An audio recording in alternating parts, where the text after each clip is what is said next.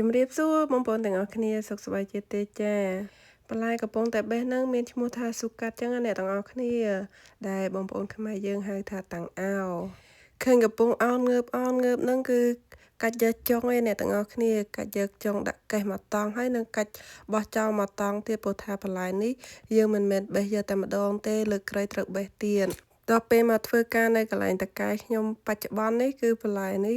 គេបេះហើយបេះទៀតកាលខ្ញុំនៅធ្វើការនៅ031ចឹងអ្នកទាំងអស់គ្នាបន្លែនេះគឺគេច្រូតយកតែម្ដងគេមានណាត់ចឹងអ្នកទាំងអស់គ្នាគេច្រូតយកតែម្ដងហើយលើកក្រោយគឺគេដាំបន្លែថ្មីហើយបើនិយាយពីថកែខ្ញុំបច្ចុប្បន្ននេះវិញអ្នកទាំងអស់គ្នា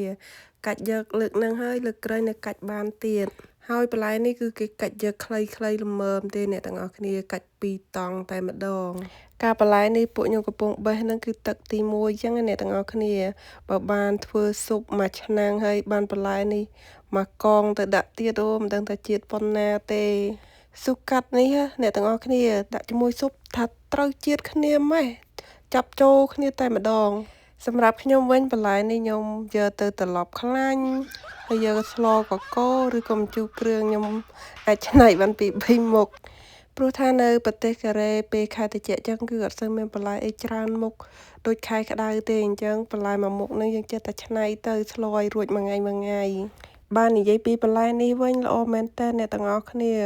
ល្អឡើងខ្ពស់ប៉ុន្តែអ្នកកំងគេកំងម្ដងតែ20កេសទេតកែឲ្យកាច់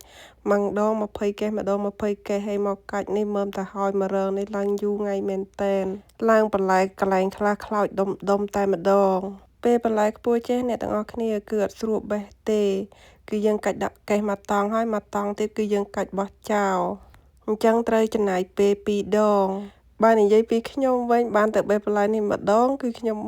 បេះយកមកទុកញ៉ាំខ្លួនឯងម្ដងព្រោះថាបន្លែនេះឆ្ងាញ់យើងចង់យកឆាឬក៏យកទៅស្ល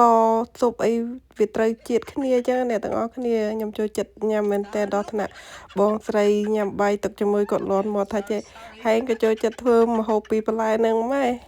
ខ្ញុំប្រាប់គាត់វិញថាបន្លែហ្នឹងស្រួលងាយវាមាននៅកន្លែងថៅកែយើងស្រាប់មិនបាច់ពិបាកទៅម៉ាត់ទិញអីចឹងអ្នកទាំងអស់គ្នានិយាយទៅចេះតែច្នៃទៅហ្នឹងរវល់តែរៀបរាប់ភ្លេចប្រាប់បងប្អូនទាំងអស់គ្នាថានៅកន្លែងតកែខ្ញុំខែត្រជាក់ឆ្នាំនេះគឺអត់សូវមានការងារធ្វើទេអ្នកទាំងអស់គ្នាងាកឈប់ពេលខ្លះឈប់កន្លះថ្ងៃពេលព្រឹកអីចឹងណាថ្ងៃខ្លះក៏ឈប់មួយថ្ងៃកន្លះនិយាយទៅឈប់ញឹកមែនតែនបើថានិយាយពីប្រាក់ខែនេះអីមិនដឹងថាបើកបានប្រហែលទេហើយក៏សូមអរគុណបងប្អូនទាំងអស់គ្នាសម្រាប់ការចូលទស្សនាវីដេអូនេះមិនថាវីដេអូវែងឬក៏វីដេអូខ្លីជូនពរសុខសប្បាយសំណាងល្អគ្រប់គ្នាជួបគ្នានៅវីដេអូក្រោយទៀតបាយបាយ